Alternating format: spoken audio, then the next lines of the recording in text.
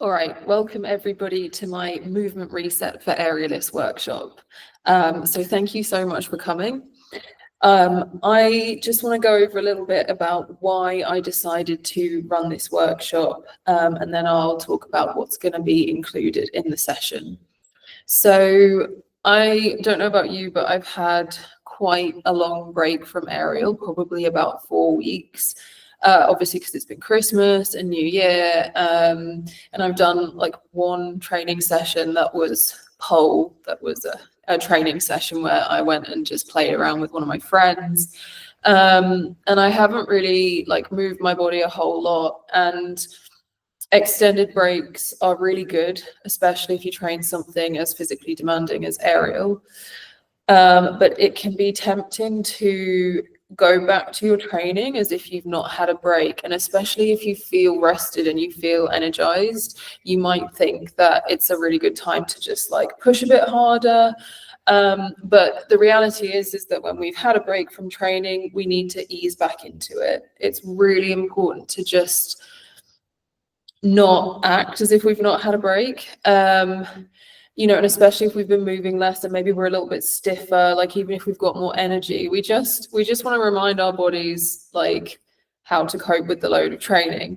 So I wanted to run this workshop to kind of just set like my intention for 2024, which was just to get my body like moving well and feeling good again after this break with movement that's more gentle than aerial, so that when I get back to training, I've already kind of restarted that process.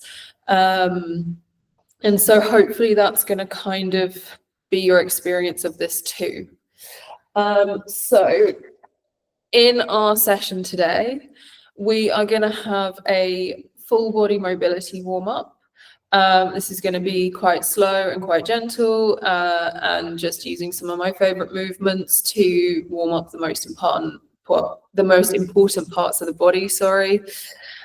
We're going to do some strength drills, but I want to say like strength with inverted commas, because it should feel quite gentle. So it's almost more like just switching our muscles back on and getting them to work again. It's less about like doing hard strength training.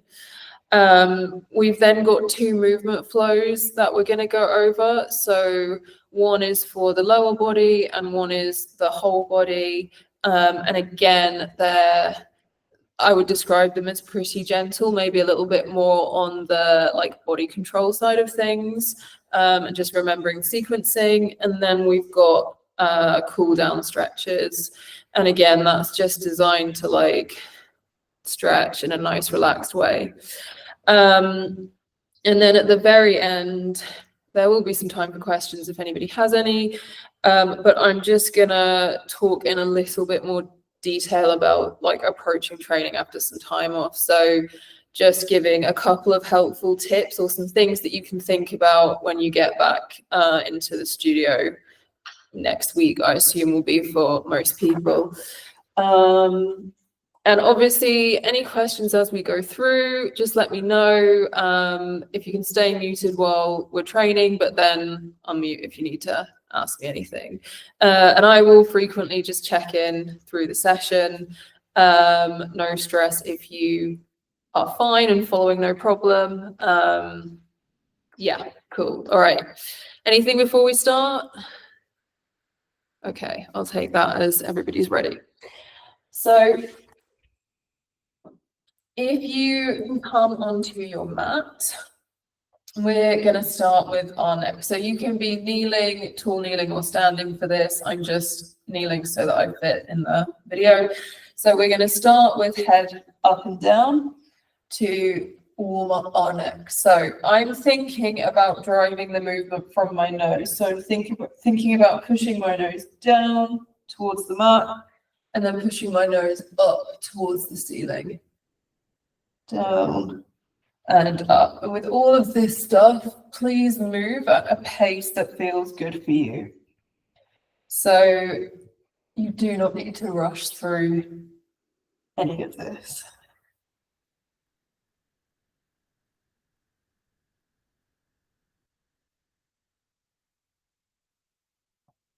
Okay, we'll do one more down. And up. Okay, and then again, just super gently thinking about moving from the nose, we're going to go side to side. So looking to left and looking to our right.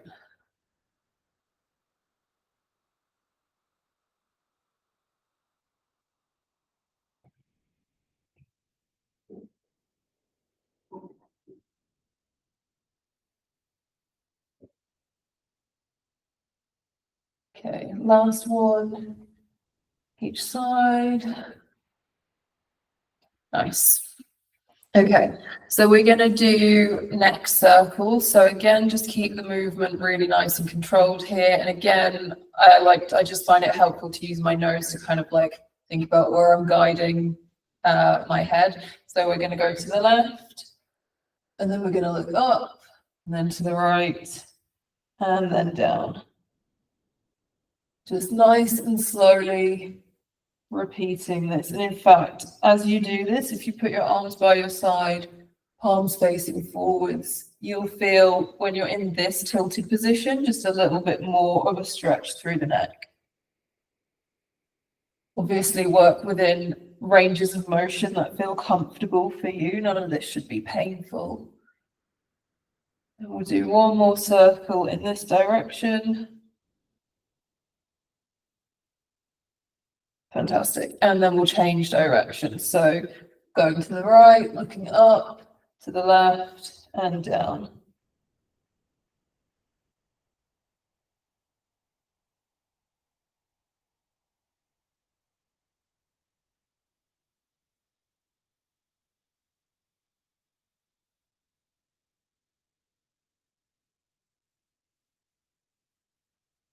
Last one. Nice. Okay, gosh, I can really feel that in my traps. Okay, so we're going to move on to shoulder circles. So again, you can do this kneeling, tall kneeling, or standing. If you've done any of my classes or programs, you'll know this one pretty well. So I'm going to reach one arm forwards. I'm going to try and stretch it as far forwards as I can, keeping my chest and torso in place. And then I'm going to lift up, shoulder up to my ear, and then I'm going to bring my arm behind me again, making sure I don't twist my body, reaching my arm behind, and then bringing the shoulder away from the ear, down. So these are really nice, slow movements, really exaggerating the position of my shoulder at each 4 points. If you get any noise clicking, that's not something to worry about.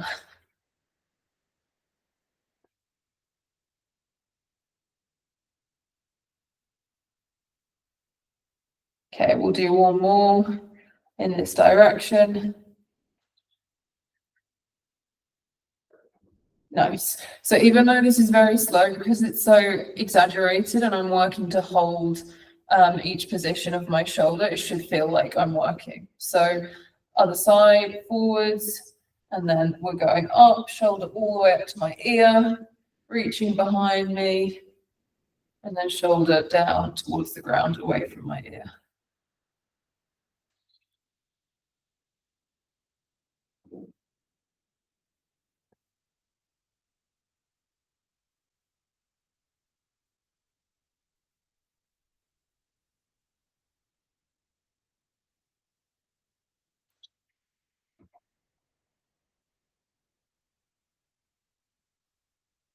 Okay, and last one.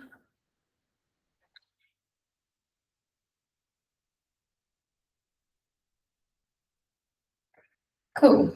Okay. So everything up here should be starting to feel a little bit looser. We are going to do an exercise called teacups next. I recommend doing this with something in the palm of your hand if you've got like a yoga block, or I'm going to use my mobile phone because it's a slightly better size. As we do this exercise, we want to keep our palm facing up the entire time, and it's really easy to cheat this. which is why holding something, and so I'm not gripping it with my fingers. I want it to like rest in the palm of my hand. So I hope you can see that okay.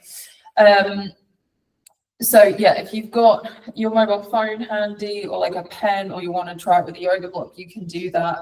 And it's just to force the palm to stay facing up, and you'll see why in a sec. So we're gonna do both directions on both sides. So we'll start with the right hand, and we're gonna first turn the palm in towards us. So you can see I've got to keep my palm facing up, and I'm going to bring my hand behind me and then out to the side. And then I'm going to bring this arm overhead. And again, you can see palm up and then back around. So another thing to think about when I'm doing this exercise is it can be really easy to compensate with your body. So it can be really easy to come underneath and kind of move like this, and then drop underneath the shoulder and then side bend to help. And obviously that takes movement out of the shoulder joint. So we want to keep our body as still as possible as we're doing this. And so this is where the prop comes in really handy, because it forces us to like work to hold the position. So we'll go this direction again, and we're going to do 3. And I'm keeping my hand here as a kind of cue to just keep my body still. So I'm bringing my hand underneath me, sticking the elbow out, and then I'm straightening the arm and I'm reaching out to the side.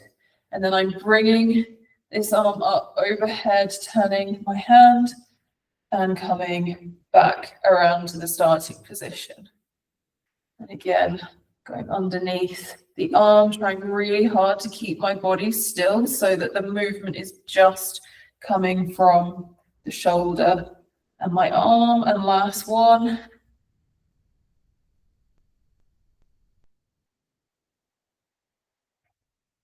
And relax. Cool. So we're going to swap sides. We're going to do the same direction on the other arm. So again, keeping the body really still. You can use your hand to cue that if you need to. Palm up. I'm going to bring the phone and my hand underneath, sticking the elbow out, straightening the arm, and then it's coming around in front and up over my head and back out to the side. And 2 more.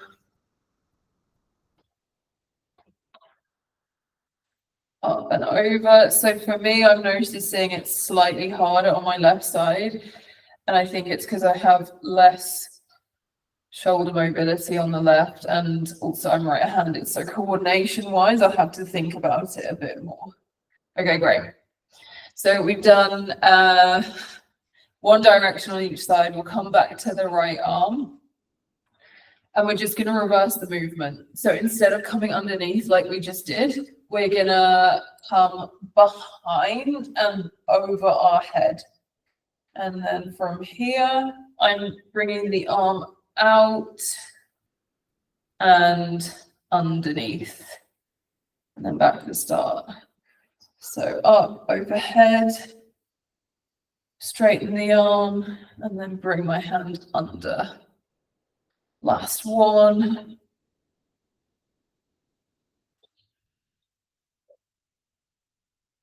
Nice. Okay, and we'll swap sides. So last time with the left arm. So I'm going up, overhead, reversing the direction, and then straightening the arm, and then underneath. Gosh, yeah, I can feel the lack of, it feels like a lack of coordination on this side. Last one. Underneath. Nice. Okay, and relax. Cool.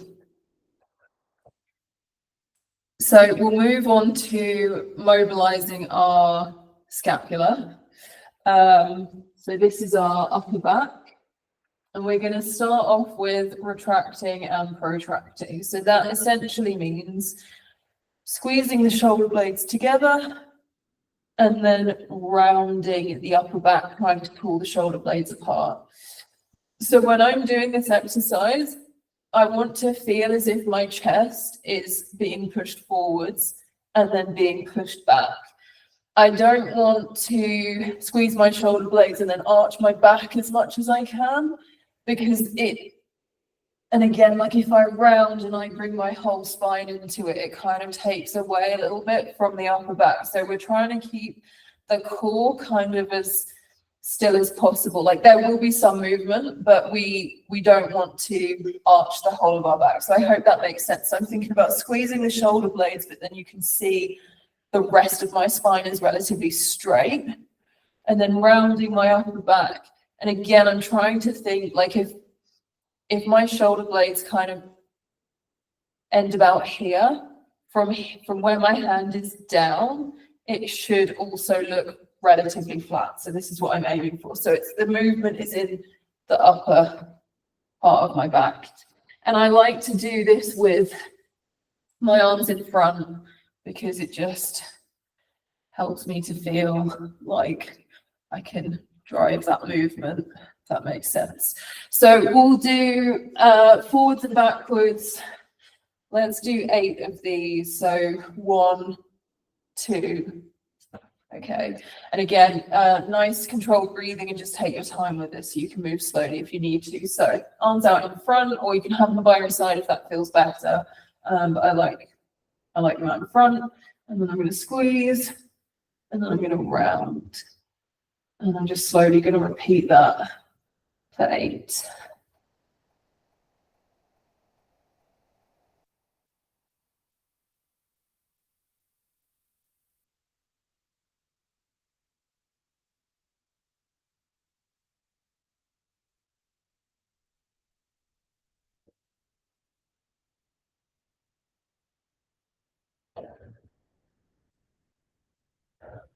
Okay, last one.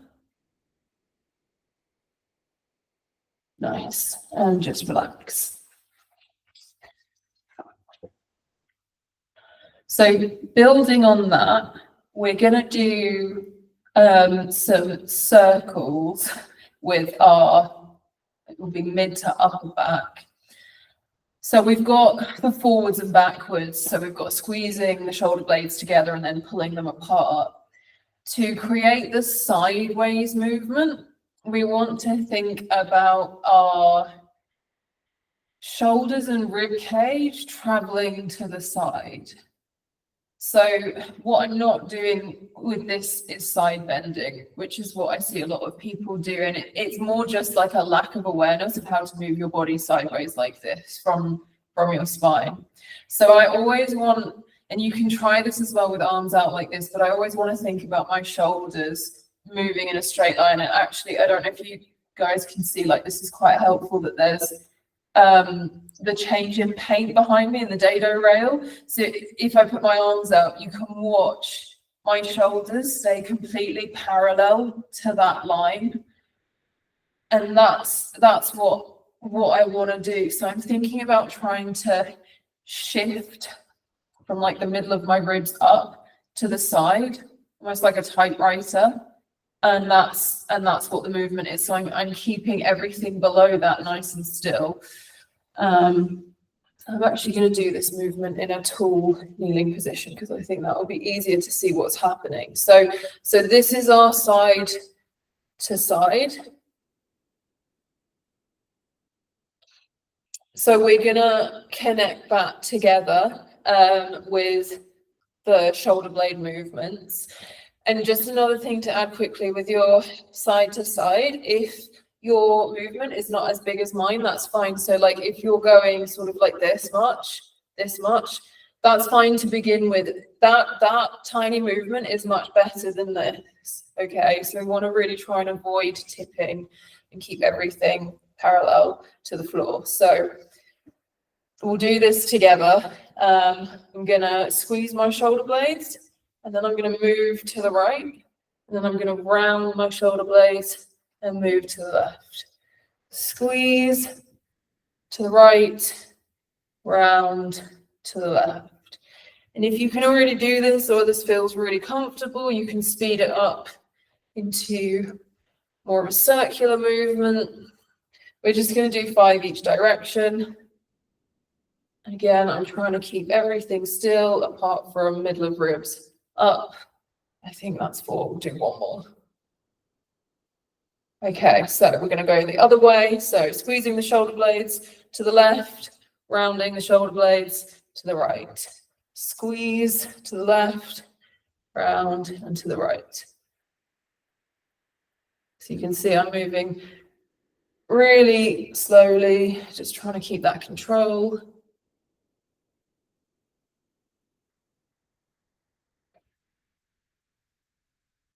And last one. Awesome. Okay, well done, guys. So I'm going to stay in this tall kneeling position, and I'm going to do tall kneeling arm raises to the side. So this is now my side bending. So I'm going to have one hand that's going to kind of slide down my leg as a bit of a guide. The other arm is going to reach up and over. So you can see I'm getting a really nice bend through one side.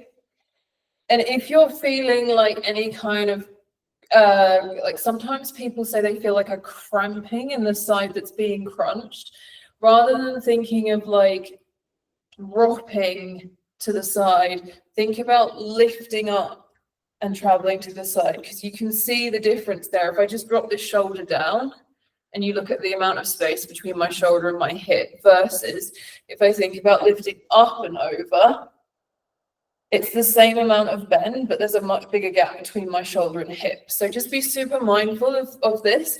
Think about reaching up and over, and that will give you a nice stretch without like a funny crunch in the side. And we're going to do 8 on each side.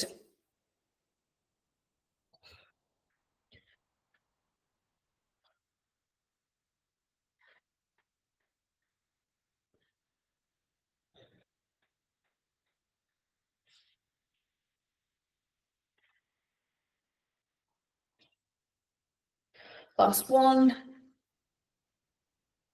Nice. And we'll go in the other direction.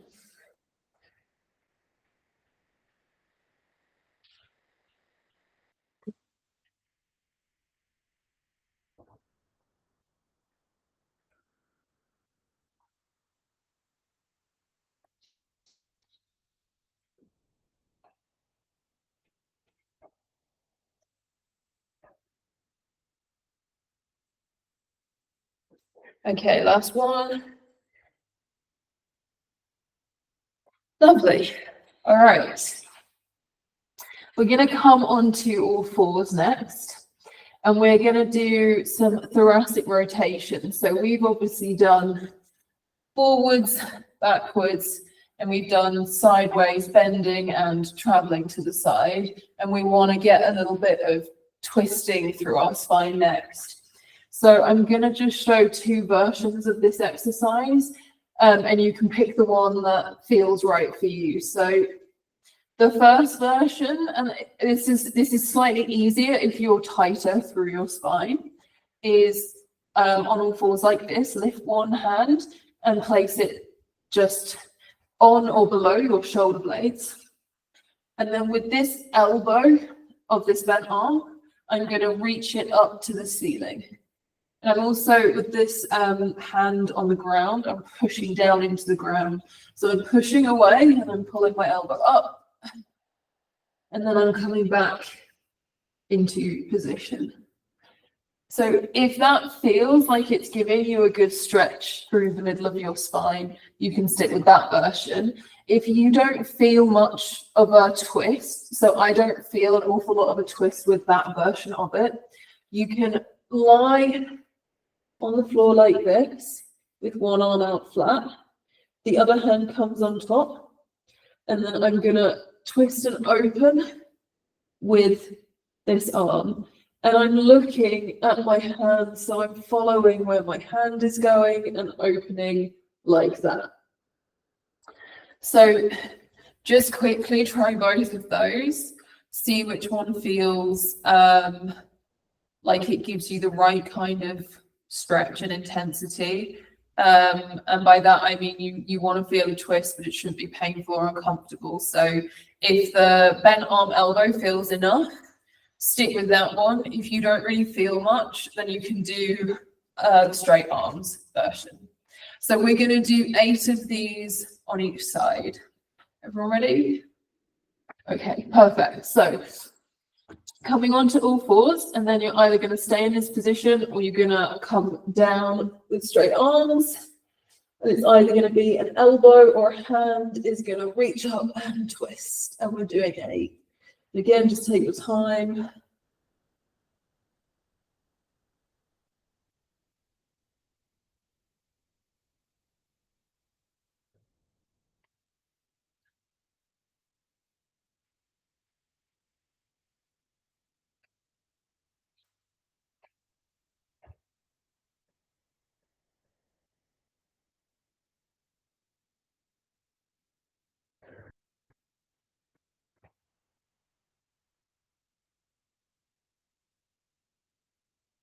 Okay, last one. I think I might have done 10 instead of 8. Just really enjoy this one. And swapping sides. Okay, off you go. Whichever version feels best for you. And you might notice that one side is tighter than the other, which is fine, and that's normal.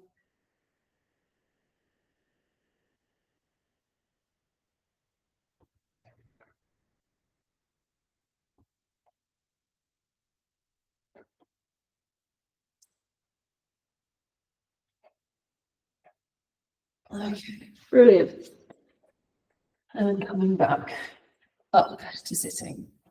So for our next exercise, we'll go back into our all fours position, our quadruped position, and we are going to do spine circles. So this is one of my favorites, just for getting my spine to feel like it's like the whole thing is working together and loosening up a bit. So I'm going to start by rounding my upper back as much as possible. And then I'm going to think about bringing my left shoulder towards my left hip. And then I'm going to arch my back. And this is where I feel tight and stiff and don't have as much movement. And then I'm going to think about bringing my right shoulder to my right hip. And then I'm going to round my back and I'm going to repeat. So you can do this in sort of 4 points like we did for the scapular circles. Or if you're familiar with this, if you already know spine circles, you can do them as continuous circles. So we're going to do 5 in each direction. Off we go. And again, just go nice and slowly.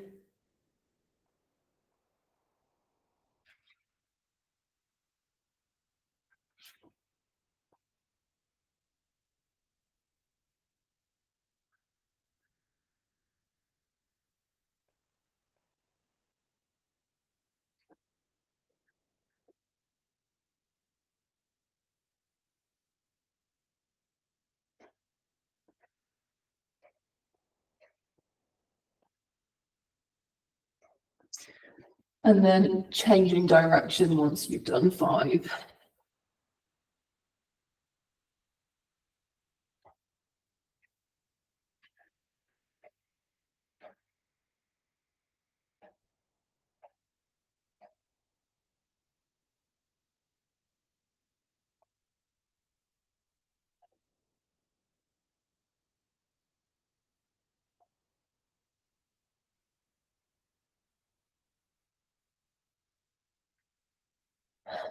Nice. Okay. So from here, we're going to stay in our quadruped position. We're going to do one more exercise. We're going to do bent leg hip circles. So I'm going to lean the weight onto one leg. And then with the other leg, I'm going to pull my knee in towards my chest. And then I'm going to lift my leg up and around and back down. And that's my circle. So just a couple of things with this one is try not to let your spine compensate for the movement. So for example, if I bring my leg up to the side and then I try and lift my knee higher, I get to a point where to get my knee higher, I have to arch my back. And so that then is just taking away a little bit from what's going on in my hip because I'm suddenly stretching through my spine. And so I'm not actually getting more movement in my hip. It just looks like I am because I'm using another part of my body to create that position. So it really doesn't matter if you don't have a huge range of motion with this exercise. The thing to focus on is actively pulling it through a range of motion that is controlled by your hip. So I hope that makes sense. So we're going to do, because this is quite active, we'll do 3 in each direction on one leg and then we'll swap sides. Okay, everyone ready? Cool. So I'm bringing the knee in, I'm bringing it out to the side, and again, I'm not twisting and opening my body as I do this, bringing it behind and then in front. So I'm going really slowly just to try and make sure that I'm staying in control of the movement and not compensating. Okay, and then on with the same leg, we're going to change direction. So I'm kicking up, bringing it out and around to my chest and then down. So kicking up, out and around and down. Last one. Brilliant. Okay, I'm going to just turn like this so you can see me if you need to. So same thing on the other leg. I'm bringing the knee in, lifting it up, behind, down, and in front.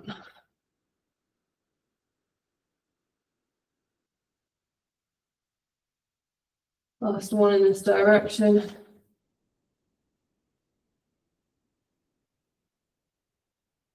Okay, and then changing direction. So leg up, out to your chest, and down, up, out, and down.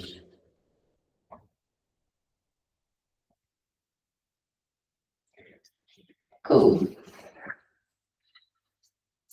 All right. So we'll come onto our backs now. This is hopefully going to feel slightly more chilled. We're going to do leg circles, but with straight legs. So I'm going to hug one knee into my chest, and this just creates a kind of like anchor for my body to keep everything still. And then the other leg is going to be straight, and I'm going to lift it up, out to the side, and then around. So we'll do 5 each direction, and then we'll change sides. So I'm thinking of trying to move as much as I can from the hip joint. Obviously, your hamstrings or your adductors, the insides of your thighs might limit this a little bit. But I'm really trying to get as much movement as I can through my hip joint. And then the rest of my body is completely still.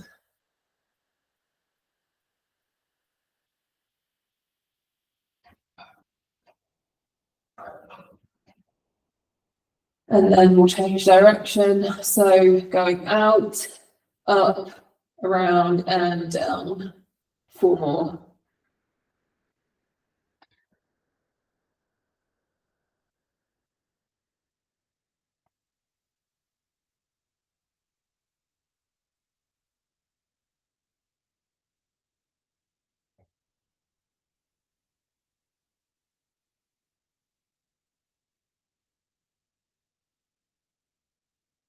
Nice. So when you've done 5 of those, also we'll swap legs. So again, straight leg up, out to the side, down and around. Hugging the other knee into the chest to help keep my body still.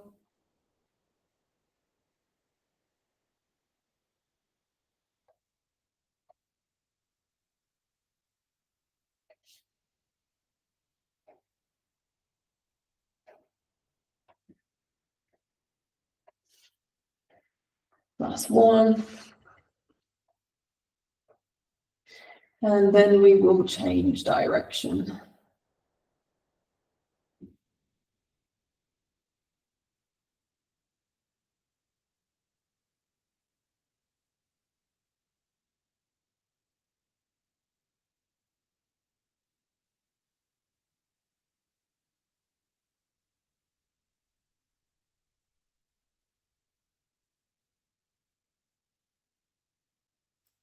And finishing up with your last circle.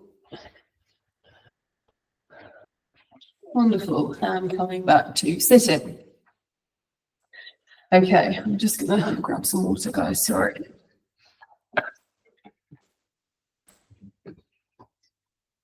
Okay, so we're nearly through our mobility warm-up. We are going to come into a squat for our next exercise, and we're going to do internal and external rotation on each side of the body. So what that looks like is dropping the knee down, and you can see that as I do this, I'm not turning my body, because if I turn, I'm not actually rotating through the hip. So you drop the knee as low as you can. If you can't get it to the floor, you just drop it to where it will go. And then I'm going to try and pull that knee out to the side. So I'm going from the inside of my foot to the outside of my foot. And it's going to be in and out on both sides. If sitting in a flat foot squat, like I'm doing, feels really uncomfortable, get a yoga block, or you can even get two. And then you can sit on your yoga block and you can do the same exercise, but you can just see I'm not having to worry about like being in my flat foot position. You can even get two yoga blocks if you need like more elevation to make it comfortable to do this. So we'll do in and out 5 times on each side. Off we go.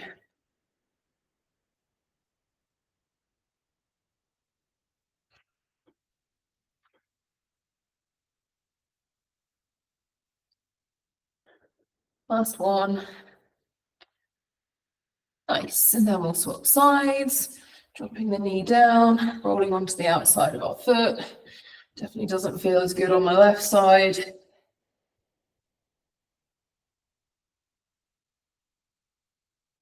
Last one. Nice. Okay. So continuing in our squat, we're going to do one of my favorite exercises, which is squat to standing forward fold. So for this, I'm going to start in my squat. I'm going to place my hands under my arches. I'm going to try and keep my stomach glued to my thighs, and I'm going to stand up into a forward fold position. So for the forward fold, you don't have to have straight legs unless you have the flexibility for that. What I would prefer that the legs were bent and your stomach was against your body, then it looked like this. Hopefully you can see the difference there. I mean, I'm not getting much of a stretch here at all, but what I want is that fold in the hinge of my hips. Okay. If you struggle to like hold under the arches of your feet, you can put your hands on the floor instead. Or if you can't reach the floor, just use a block. Like even a chair would help. It's just anything where you can put your hands on it and it just kind of gives you that, it allows you to go through the full movement without needing as much flexibility. So different options for you there. And again, you can sit on a block and move in and out of sitting on a block if that feels more comfortable than being in your squat. So we'll do 8 of these. Okay, ready? Let's go.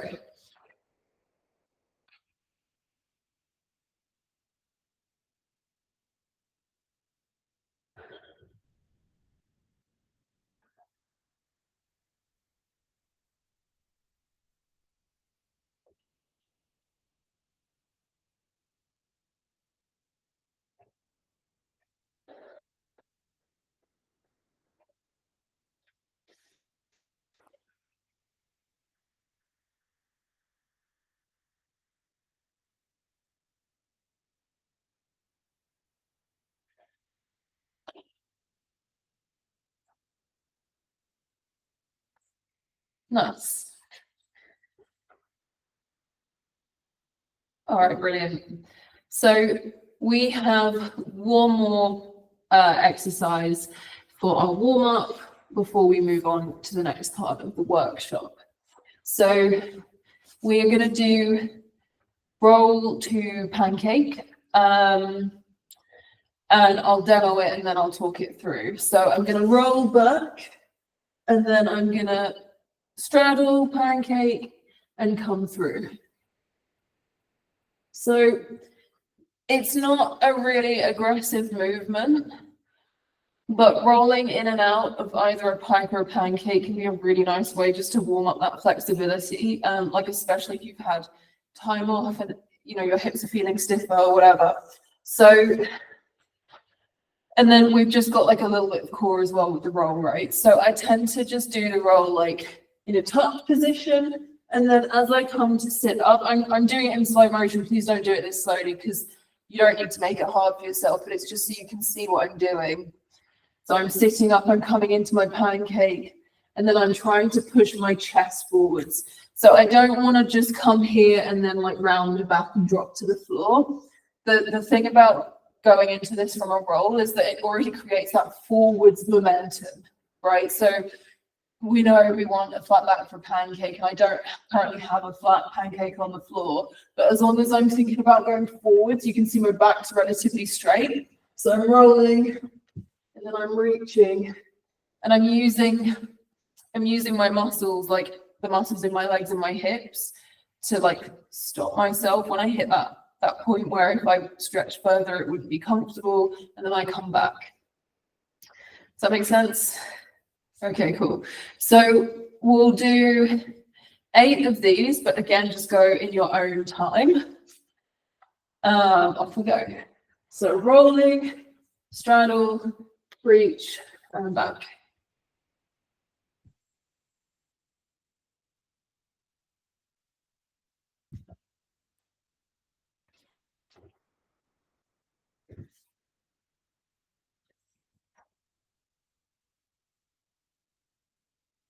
You might find that as you keep going with each rep, you can maybe get a little bit further. But again, you don't need to push it at this point.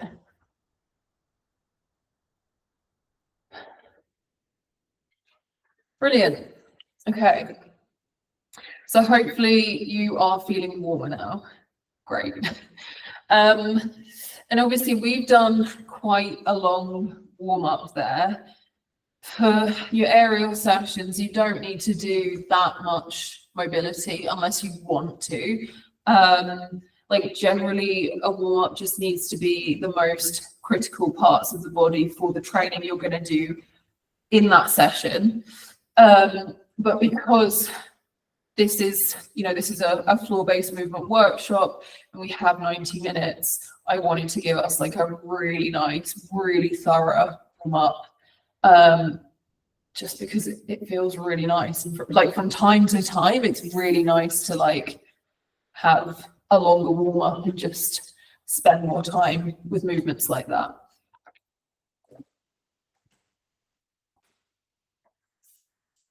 Okay, cool. So hopefully we're all feeling nice and warm and nice and mobile. We're going to move on to the strength drills, but again, it's not strength in the sense that we're doing like really hard exercises with weights. It's more like, I was thinking of it more as like muscle reactivation. So the way that we're going to do this is I'm going to run through the exercises and then we'll do it together. And we're going to do 2 sets of each exercise. So we're gonna train it like it's the strength section of a workout in sets and reps. And because it's not super intense, I'll probably give us like 30 to 60 seconds between sets. So again, it's not going to feel, oh, sorry. Okay. It's not going to feel like really intense, if that makes sense. So we're going to start off with A-frame shrugs.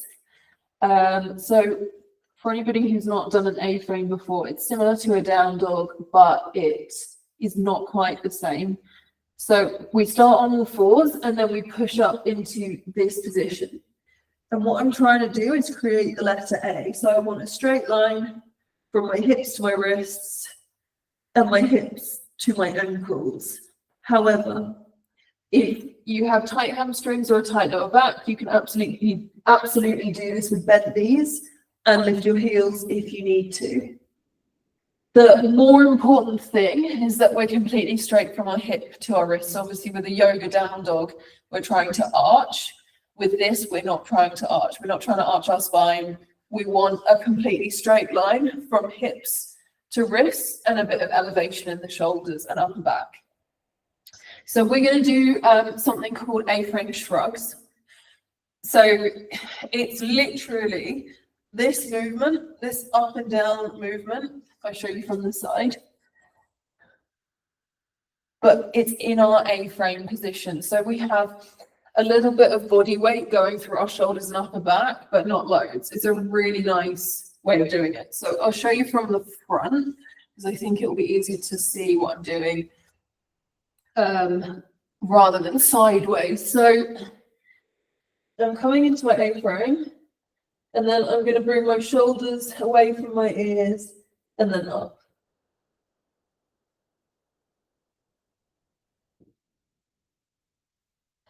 Okay, so I'm trying to do quite a big movement so that it really makes sense about what's going on.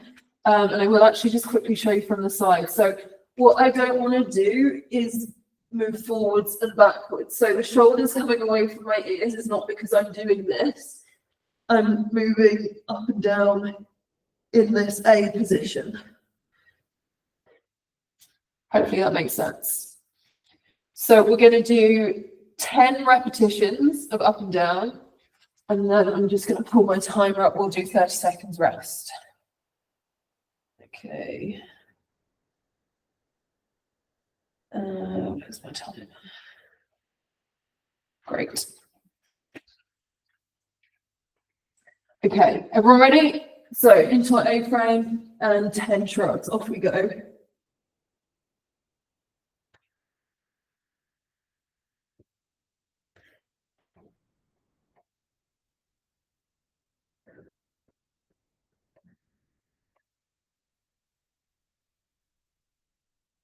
And coming back down, and we'll do 30 seconds rest. So for any kind of floor-based workout, I always like to put pushing in, especially overhead pushing, just because with our aerial, we are doing so much pulling, right? And unless you also are a hand balancer and like are actively training handstands, it can be very easy to just forget that it's actually really beneficial to do pushing exercises. So that's one of the reasons why this is in there. All right, we've got 3 seconds, and we're going to do our second set of our A-frame shrugs. Off we go.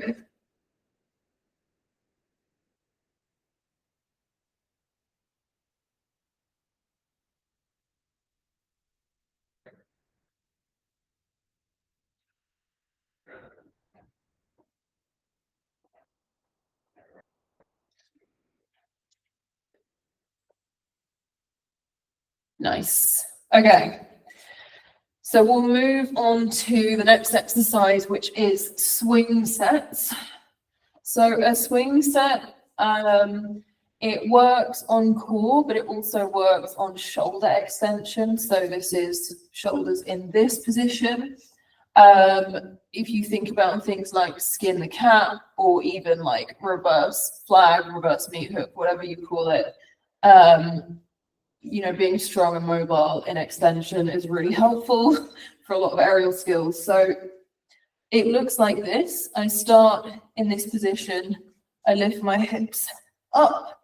This is my shoulder extension. And then I swing them back underneath. So with this, you can make it slightly easier for yourself by bringing your hips further forwards, because when I swing back, I don't go as far.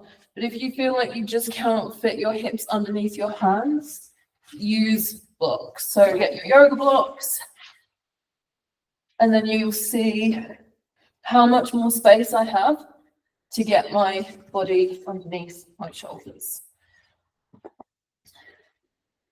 So we're going to do 8 of these, and then we'll have 30 seconds rest between each set.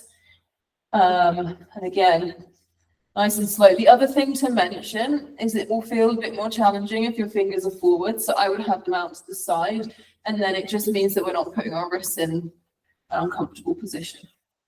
Okay, so 8 of our swing sets, forwards and backwards.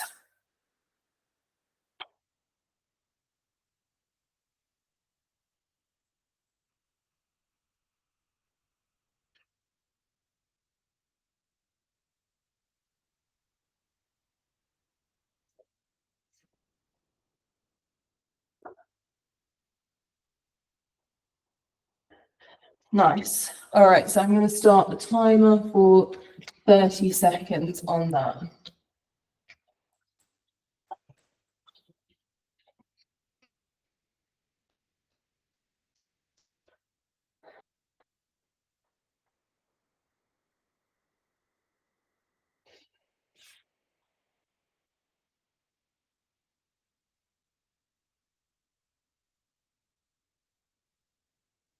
Right, we've got 3 more seconds. And let's do our second set. Okay, so hips up and then behind.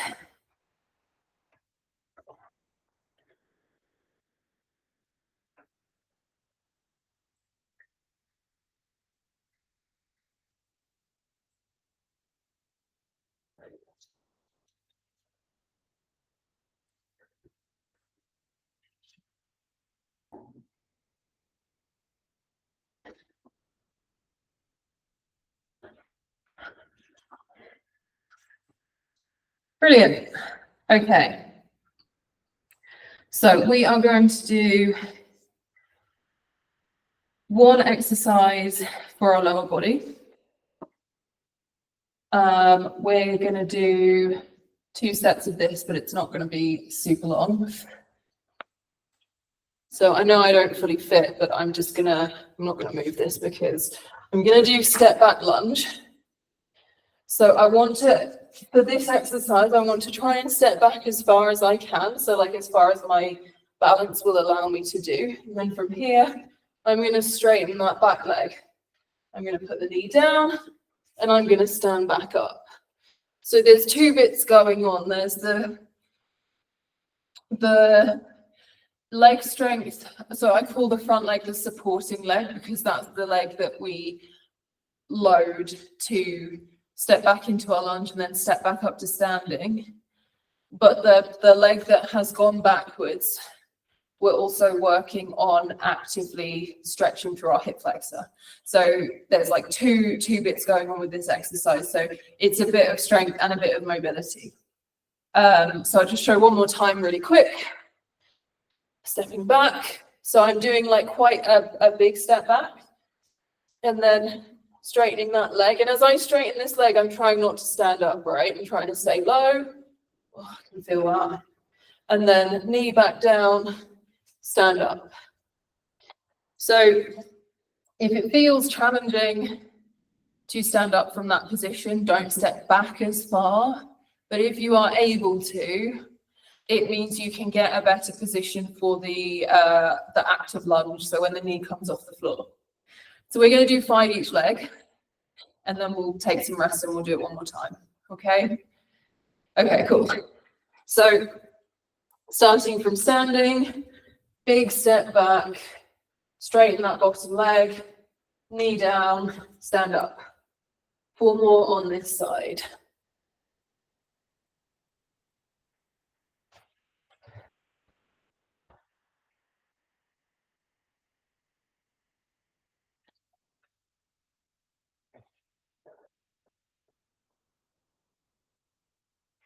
Okay, last one.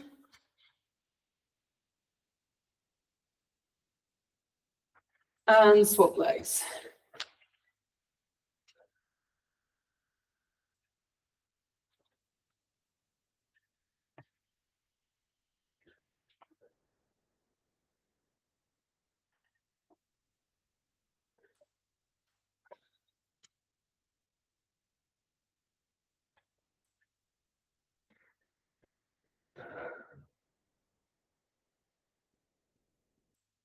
Last one.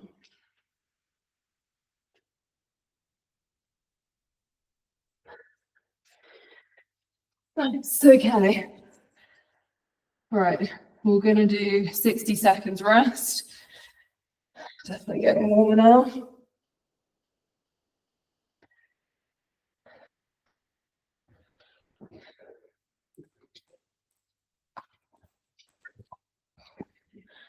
Any questions on that one?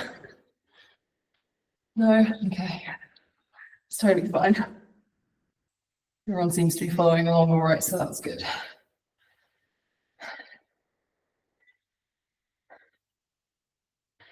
Okay, we've got 30 seconds left and then we'll do that one more time.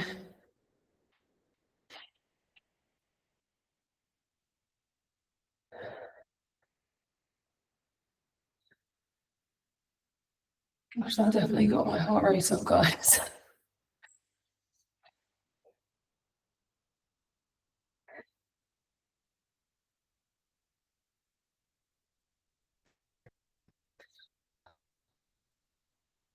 Okay, 3, 2, 1. So 5 more on each leg. Starting with the other leg, never mind.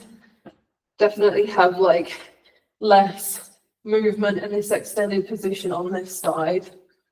So if you're noticing any imbalances, any tightness on one side, just make a mental note. It's one of the reasons why I find stuff like this so good, because it just highlights areas that need a bit of extra TLC. Okay, so if you've done 5, you can swap sides. Nice.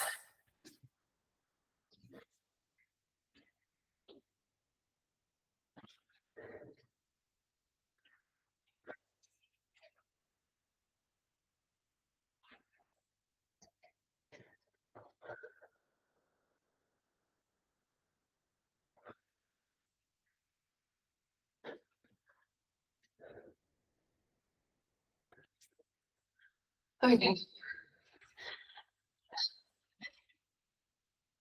All right, just have a breather.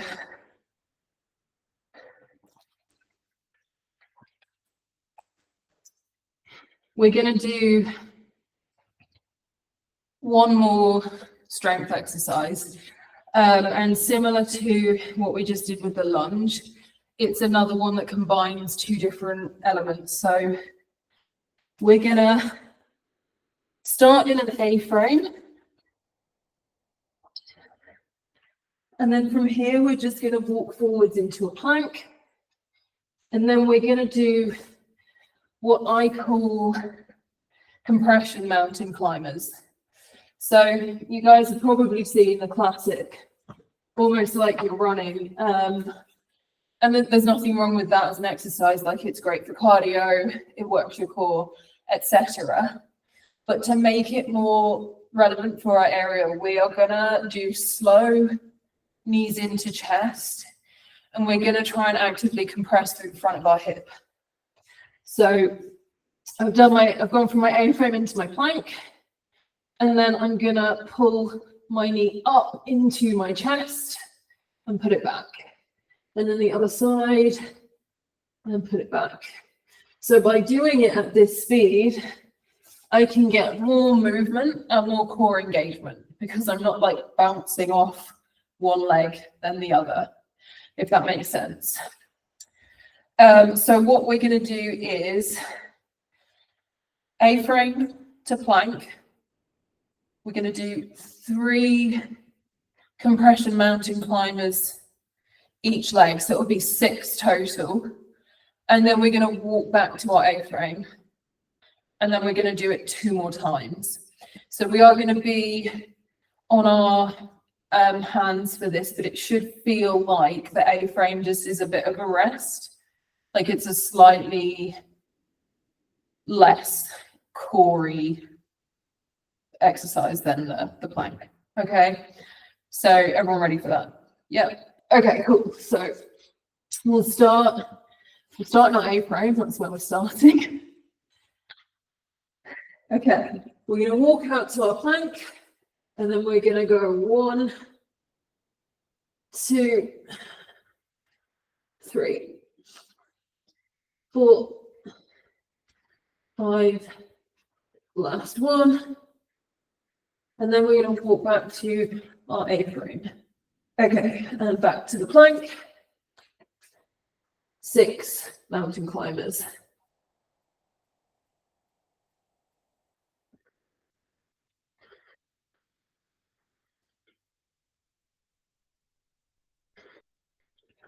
And back to our A-frame. Last one, plank.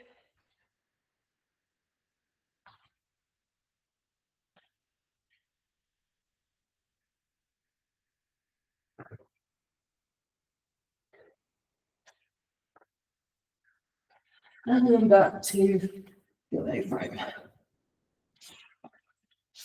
Okay, nice. So let's do 30 seconds rest.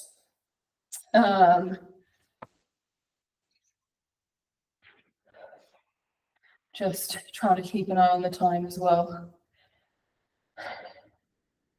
So we'll do that one more time, and then we're going to move on to the movement flows. Which hopefully we've got time to get through everything. I was like, how much lovely feeling movement can I fit into this workshop? All right, 30 seconds is up. We'll do our last A-frame to plank to compression mountain climbers. Off we go.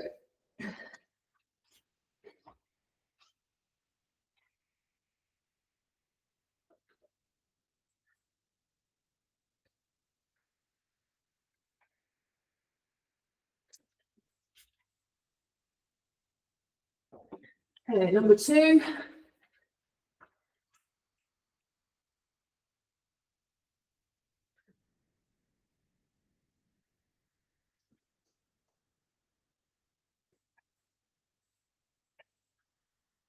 Last one.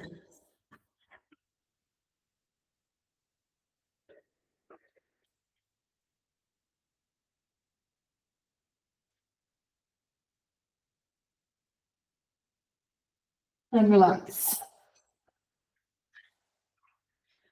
Okay, brilliant. All right, just have a breather, guys.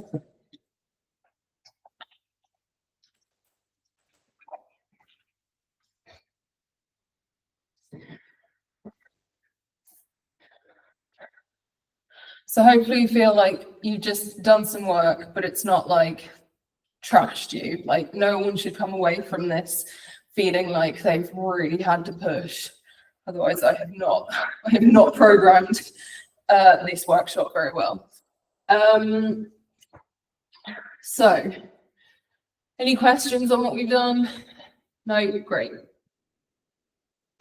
We will move on to the movement flows. We'll go through the first one and we'll see where we're at time-wise. And I can always just like demo the second movement flow, and then rather than us practicing it together, you can at least take it away from the recording if we need to, because I'm just aware of time. I think we've got about 30 minutes left, but can maybe run over if people don't have to brush off. So our first movement flow is lower body. So it's just working our lower body, but I want to just specify before we start, if you don't have amazing lower body mobility or strength feels like a limiting factor, or any of the movements feel really tricky, for this entire sequence, you can use your hands on the floor to help you move from one position to another. And I will demo this, but it's just to reassure you that if it looks tricky, it's super easy to modify it if you need to. So I'm going to just show you the flow first, and then we'll go through it. So I'm going to start in a squat, and I'm going to sit down on my bum, and I'm going to do something which is called a 90-90. So you probably know like a 90-90 position on the floor, right? It's when you've got 90 degrees in your hips and knees, and then you can go from one side to the other side. From here, the foot that is facing, so if my knees are to the left and my feet are facing to the right, I want to straighten my right leg. Hopefully that makes sense. And I come into this position, which is the bottom of my Cossack squat. From here, I come into Cossack, which is just going to shuffle like this. So I stay in the frame, and then I'm going to come across to the other side, bring one leg in front to the bottom of my pistol, and then back into my squat. And so then I can repeat it on the other side. Hang on, no. So I come down to the left, change to the right, left leg goes out, Cossack, Cossack, leg comes in front, and back into my squat. So this is really, really great for your hips. There are exercises in here that will help. So like the Cossack squat is really good for middle splits. We've got internal and external rotation as well as flexion. I think there's just no extension in this flow, but that's okay. And then you'll also feel it in your core as you're sort of moving from one to the other. So I'm going to take you through each bit at a time, and we'll do it on one side, and then we'll go through it on the other side, like all together.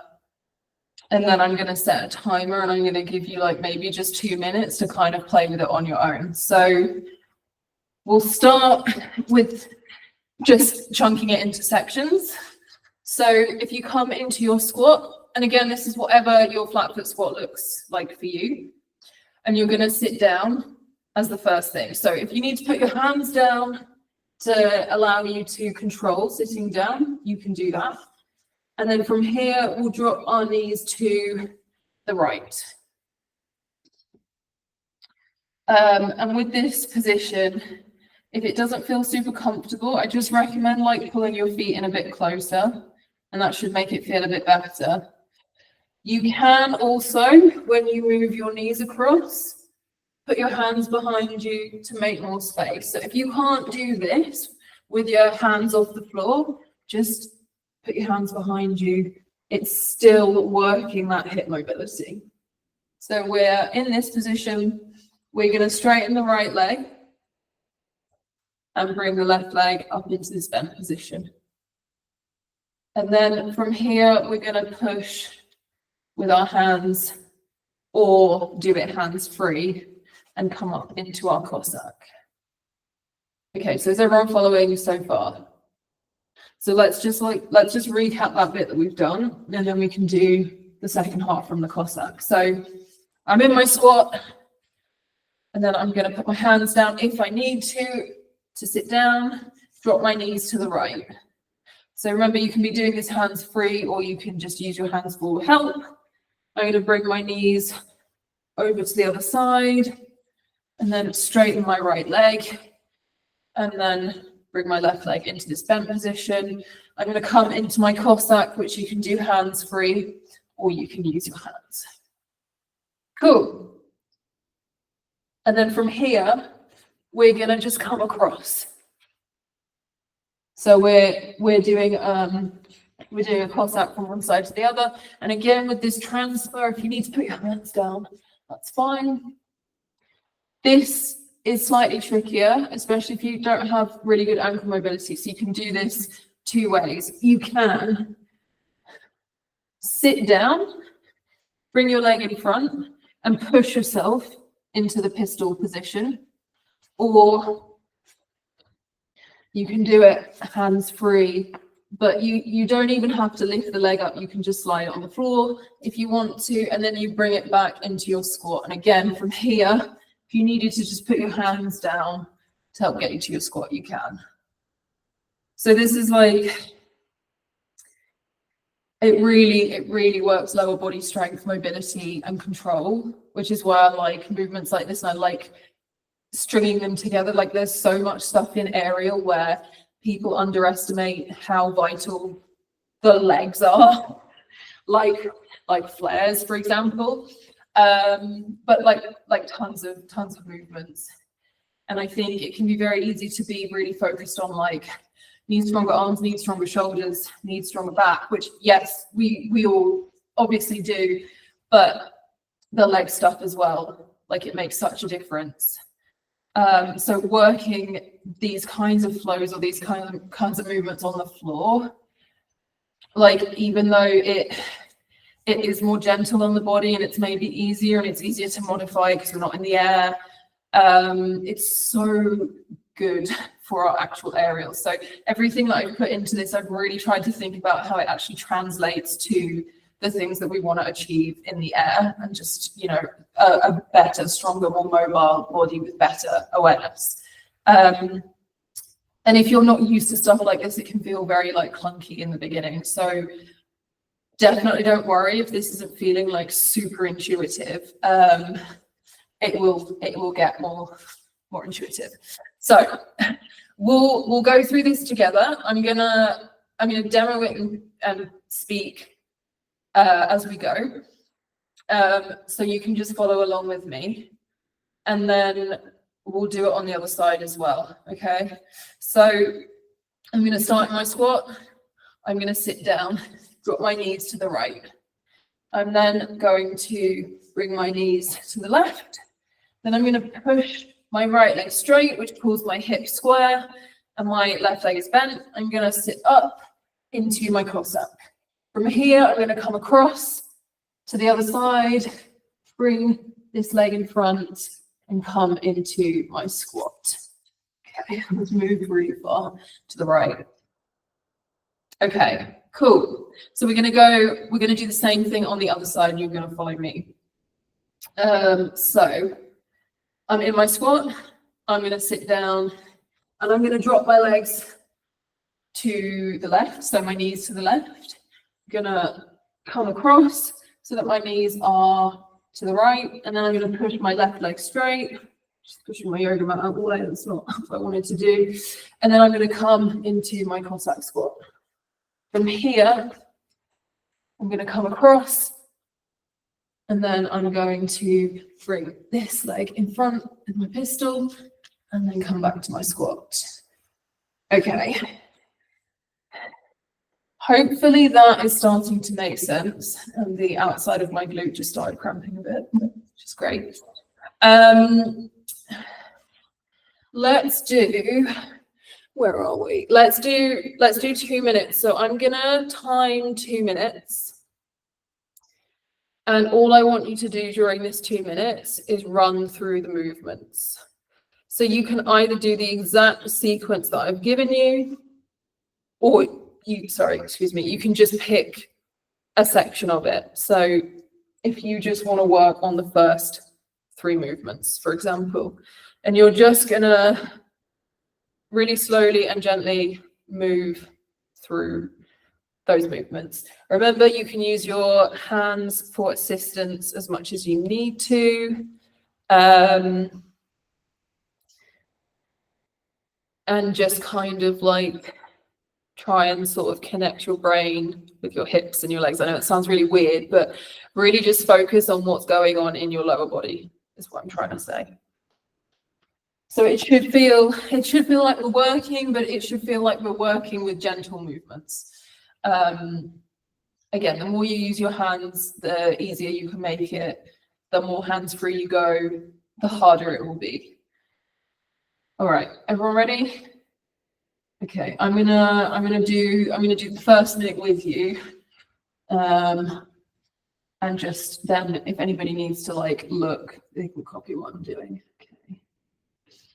Right, 3, 2, 1, off we go.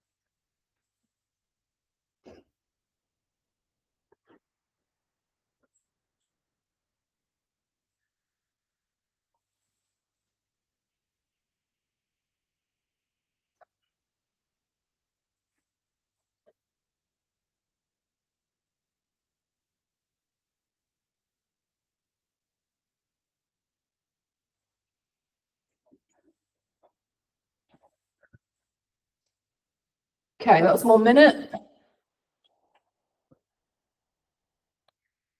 So last minute, last 60 seconds, just really trying to feel what's going on in your body, moving nice and slowly and with intention.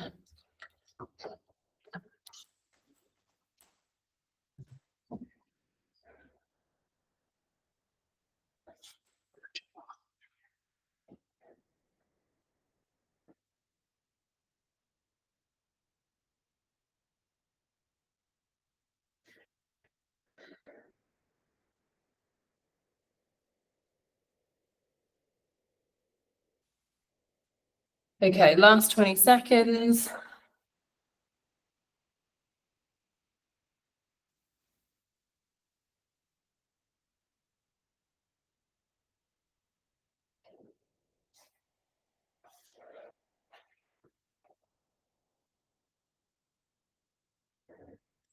Three, two, one, and relax. All right, nice, really, really well done, guys. So remember with this, like everything that we do today, you can take what is most helpful. You know, it's my goal that some of this stuff will be useful for your warm-ups, or you know, you can even use some of the flows more like conditioning once the movements start to get more familiar, just because it's like constantly moving through different positions. But yeah, I hope that you know, can feel like your hips were working, but in a good way and not in a way that was too hard. So that's the goal here, is that we're aiming for more gentle training today. So I think what we'll do is we'll go through the second flow, and then I might just reduce the number of cool down stretches that we do, because that's probably something where, you know, you guys can always just go away and do your own stretches if you feel like you need anything else at the end. So we will do that. So our second flow is more full body, and we're going to be using our A-frame as our start and finish point. So with these, I should have mentioned this with the first one, I like to pick a position that I start and end in, because it then means if I'm doing it on one side, I can repeat it on the other side and link the two together. So that was why with the one we just did, we started and finished in a squat, because then you can just loop it as much as you like. So with the next one, our starting and finishing position is our A-frame. And I'll take you through, I'll demo the whole thing, and then we'll go through each, like the first half and the second half, like we did with the previous flow. So I'm going to start in my A-frame, which you should be super familiar with now. I'm going to step my right hand and bring my left leg forwards and turn my foot away from my body. And then I'm going to bring my right leg underneath my left and in front of me. And from here, I just recommend sitting down. It can actually be really helpful to, so this is called bear with leg thread, or leg thread bear. And it can be quite confusing about where you want to finish up. And I find if you just sit your bum down, it makes it really obvious where you're trying to get to. So one leg is bent, one leg is straight, and I'm sitting on the floor. Eventually, we'll do this where we stay in this hovered position, but it's just quite helpful to kind of know where you're sending your body, if that makes sense. And then from here, I'm going to pull this right leg in towards me, and I'm going to lift up into something called a 3-point bridge. So I push my hips up, and I open my chest, and I bring my spare arm over. So I'm not in a full bridge. It's 3-point bridge because I got 3 limbs on the floor. But I'm trying to open through the chest as much as I can. With your 3-point bridge, it's really important to have your shoulders stacked on top of your wrist. So I don't want to be here, because this is just not as strong a position to hold. So I want to have shoulder on top of elbow and wrist, and then I'm doing this position. It looks really funny with my super baggy jogging bottoms. So that's our 3-point bridge. So we've done 3-point bridge, and then from here, instead of coming back to this sitting position, I'm going to do something called an under switch. So this spare hand is going to swap with the right leg, and I'm going to come back into my A-frame. So I'm just going to demo that again to hopefully make it really clear. So I've just done my 3-point bridge, and I want to get my right leg to go underneath me so that I can put my left hand down and be back in, like, not in this twisted position, but on all fours. And then I come back to my A-frame. And then from here, I'm going to go into my twisting bear. So I do the same thing where my foot comes forwards, sorry, my left foot comes up towards me, but I stay in this twisting position. I keep the leg behind me. From here, I'm going to extend up, and then I'm going to pull my right leg underneath, and I'm going to pop it on top. So I'm in this kind of cross-leg position, reach the foot to the floor, untwist, and come back into my A-frame. And then I would be ready to repeat that on the other side. So that's the sequence, which I kind of started like going through more of the details of the first half then anyway. But we'll do it in 2 bits. So we'll go through, so it's basically like a bear variation and then some movements that link it back to our A-frame, and then another bear variation and movements that link it back to our A-frame. It's just remembering like the foot and hand placement and the coordination, right? That tends to be what feels trickiest for people. And this is another one where we're not traveling very much, so it's like quite nice if you've got a small space or you're just trying to like train in the studio quietly on your own. Okay, so we'll go through the first half. Coming into our A-frame, step right hand and left foot comes up and the foot faces away from me. And then I'm going to pull my right leg, knee into chest, and put it in front of me. Put my right foot on the floor, sorry, and bend the knee, and then reach up into my 3-point bridge. And then from here, I'm going to drop the hips, and I'm going to under switch. So I'm bringing my right leg underneath my body, and I'm turning to face the floor so I can come back into my A-frame. With the under switch, if you try and go in the other direction, you won't go anywhere, by the way. So it's very much like there is one direction you can go, or it will be a completely different movement. So even if it takes you a few seconds to kind of figure out where you're sending your body, it does become fairly intuitive. Okay, any questions on that? Cool. So we'll do the second half, and then we'll just have a go at sequencing it together with me, like talking you through, and we'll do both sides. So in my A-frame, I'm going to do twisting bear. So right hand forwards, left foot forwards in the same position, but I drop my hip. I turn my body towards the bent leg, and I'm in this lovely twisted, like side bend position. And I am putting my hip on the floor. I'm like sitting on the floor right now. From here, I'm going to reach the spare arm up and over and arch. So I'm side bending through the other side. And then I'm going to pull my right leg underneath me, and I'm going to cross my legs.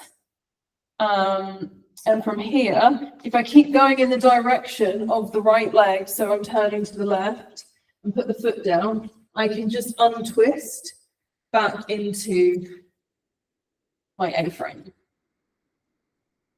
So I hope that makes sense. And again, it's just like, if we go through it, like if we repeat it nice and slowly, it's going to start to feel a bit more like we know where we're going with our bodies.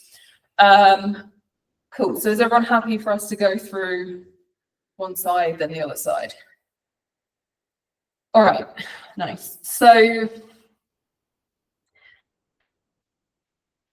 Yeah, so we've just done like the first half and the second half. So it's essentially like 4 mini sequences that we're going to go through. We're going to do each one on both sides all together. And hopefully it will start to make sense. So everyone ready? Cool. A-frame, stepping opposite hand and foot, and then pulling my right leg underneath. Put my right foot down, reach up in my 3-point bridge. Drop the hips, bring my right leg underneath, put my left hand down, back in my A-frame. And then again, stepping right hand, left foot, I come down into my twisting bear and I side bend. And then from here, I'm gonna extend up. So I'm lifting the hip and side bending the other way. I'm gonna pull my right leg underneath, but I'm gonna cross it. So sorry, my left hand, if you can't see, has gone back down on the floor. So I'm holding myself with both arms. Bring this left foot to the floor, right hand comes off, and I untwist. So we're going to do the same thing on the other side. So I'm actually just going to turn like this so that you can see what I'm doing. Otherwise, I might have my back to you. So A-frame, left hand and right foot. And then I'm going to pull my left leg through into my leg thread, put the left foot down, 3-point bridge on the left side. I'm going to drop my hips, go back the way I came, so the left leg goes underneath for my under switch. Just going to shuffle back there. And then I'm going to do left hand, right foot, and come into my twisting bear. Side bending, and then I'm going to reach up and over, and then I'm going to pull my left leg underneath me, put my right hand down on the ground, cross my legs. Left foot goes to the floor, and I untwist. Okay, cool. Sort my maths out there. So hopefully that's starting to make a little bit more sense now, right? Okay. So we'll do another 2 minutes, but again, like, because you'll have the recording, you can revisit this and just follow me through it as much as you want if you want to practice this beyond the workshop. And I will go for the first minute with you guys as well, just in case you want to follow what I'm doing. So 3, 2, 1, off we go.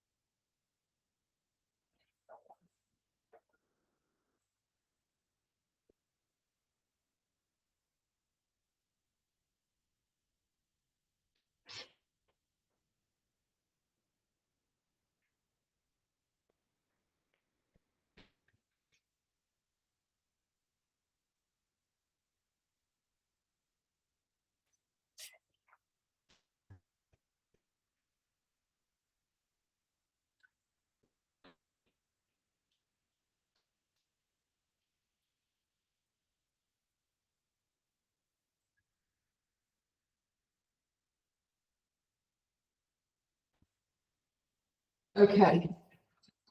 60 more seconds for you guys. Looking really good.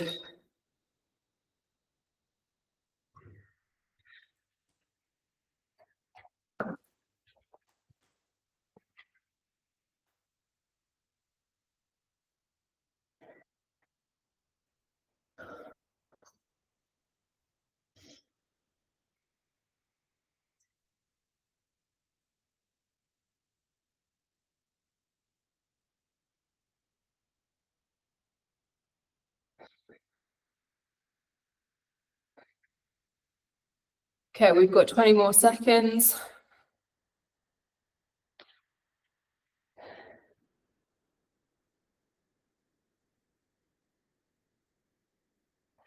Nice.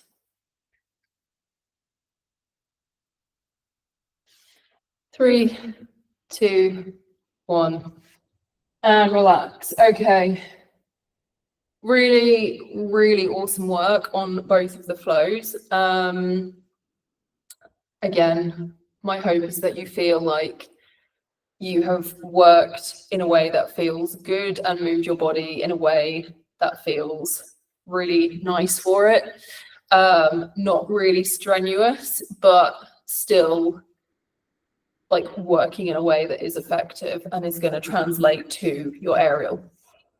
So because I'm just aware we are at 90 minutes, so we'll just do like a few stretches and then I will very quickly run through like a few tips for returning to training like I wanted to, and then we will finish there. So thank you guys for sticking with it. Okay, so we're gonna start with our upper thoracic extension. So I recommend either using a chair or yoga blocks for this. I'm going to use my blocks. So if you've done any classes with me before, you'll know that what I normally do even for cool down stretches, the way that I teach and train them is to do some dynamic contractions so that we're not just passively stretching, we're working the muscles to build strength in those ranges of motion. And it can also help us to like get a little bit more into the stretch. But because the purpose of today is more about just like resetting ourselves for the new year of training, we're going to do like a 10-second active hold in each stretch. So that, and I'll talk through how to engage your muscles in the right way. And then we're just going to go straight into the relaxed stretch. And we'll probably do like 60 seconds for each stretch, just because we're sort of running over a bit.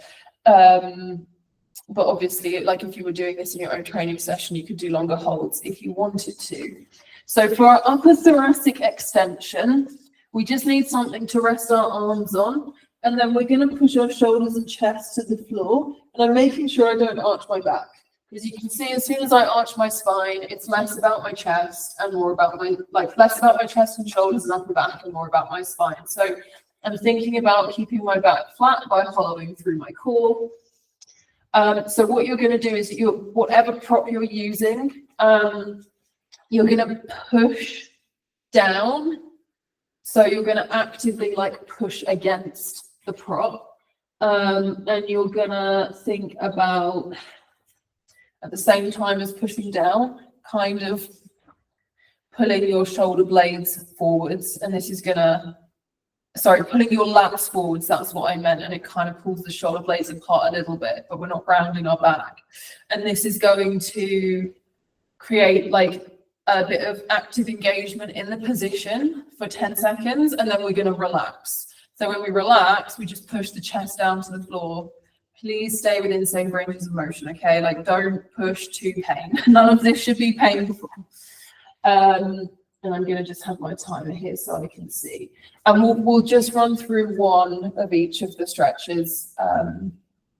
So we won't spend like too much longer on this, but I just want to have something that kind of tells us we're finished, like tells us in our body that we're finishing. So everyone ready? Cool, okay. So coming into position and actively engaging, pushing down, trying to pull the lats forwards. 3, 2, 1, and relax, stretch. So keeping the back flat, but allowing your chest to push towards the floor. Nice deep breathing.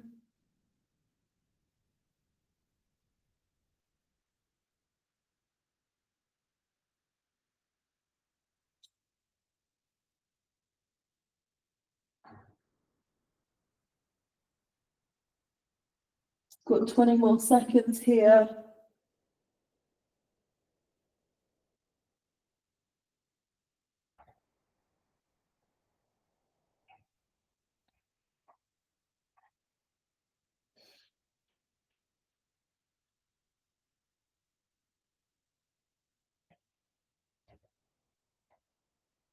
And so slowly coming up. Brilliant. Okay.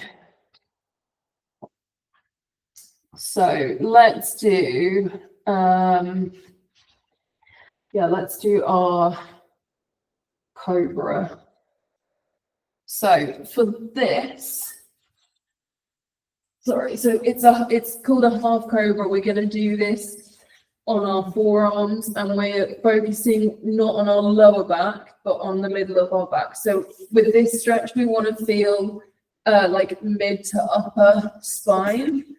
So you shouldn't feel anything in your lower back. So elbows under shoulders, and the active sensation is going to be pushing the rib cage forwards and pulling the chest up. And you should feel that that creates like quite an active contraction through the back muscles. And we're going to hold that for 10 seconds. And then we're going to let everything relax, and we're just going to hold the stretch. Okay, and you can make it as intense or as not intense as you want based on what you need today. So, everyone ready? Okay. So 10 seconds of actively trying to extend through the middle of our spine. And then just relax and hold the stretch.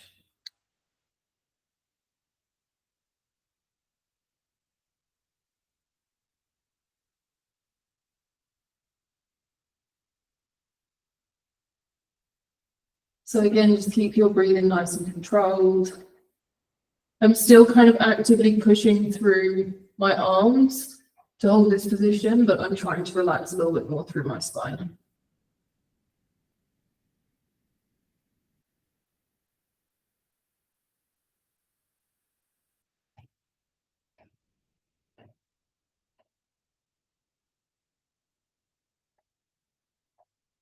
Okay, last 5 seconds. And relax. Nice. All right, we are going to do one more stretch because this is my favorite one to finish with, which is the kneeling lunge. So we're going to do that on both sides. We've obviously done quite a lot of hinging at the hips, like we've done a lot of movements with hip flexion, like our A-frames, and a lot of the movements in the lower body flow as well. So I just want to finish by like opening out the front of our bodies and the front of our hips. So coming into, actually not the 1990s, so you're going to come into like quite a wide lunge. And what we're going to do for the active 10 seconds is we're just going to squeeze the glutes and push the hips forwards. That's all we're going to do. And then when we relax, we'll go into like a nice deep lunge. So everything upright, squeezing the glutes, 10 seconds, off we go. So I'm really trying to squeeze my glutes and push my hips forwards. 3, 2, 1, and then just relax into the stretch and let everything open up through the front of the body. So my chest is upright. I'm not trying to back bend. I'm just trying to keep everything lifted up towards the ceiling as I push my hip towards the ground.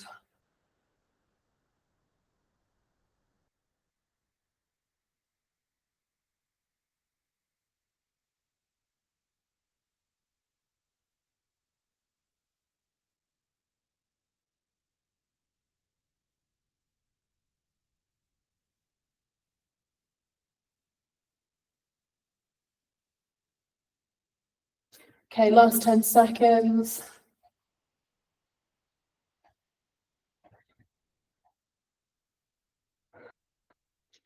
Nice, and we'll swap sides. So very last stretch, coming into a wide lunge stance, squeezing the glutes, pushing the hip forwards for this active 10 seconds. 3, 2, 1, and then come into your nice relaxed lunge. Remember, chest up, pushing the hip forwards.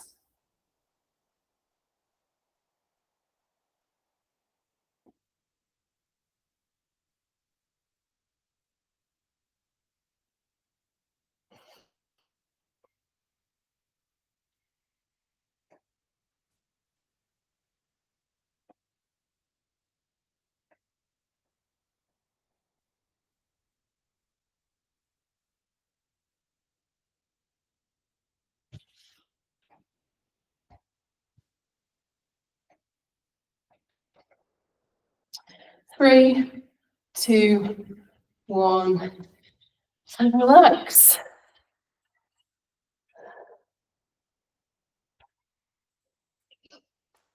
All right, how's everyone doing?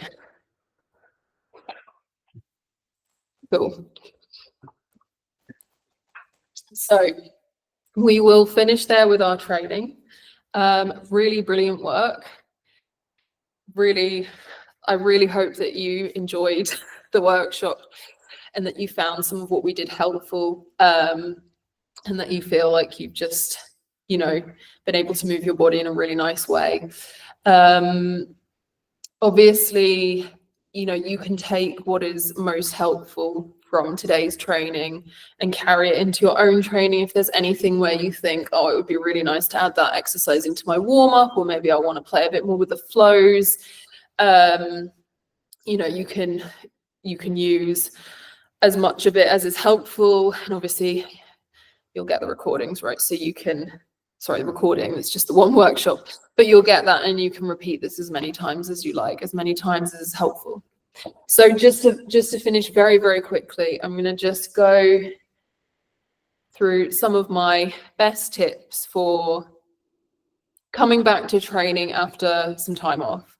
And it's pretty obvious, and to be perfectly honest, anybody watching this probably already knows, like if you are training aerial a lot, you probably know, but I'm going to just recap it anyway. So I fully endorse rest, and I fully endorse days, weeks, and months off if you need it, like especially if you're dealing with an injury. Try not to just jump straight back into it and hammer it, even if your body's feeling really good from the rest. Like, just give it even 1 or 2 sessions where you ease back in. And by easing back in, that means you could do shorter training sessions. You could reduce the volume.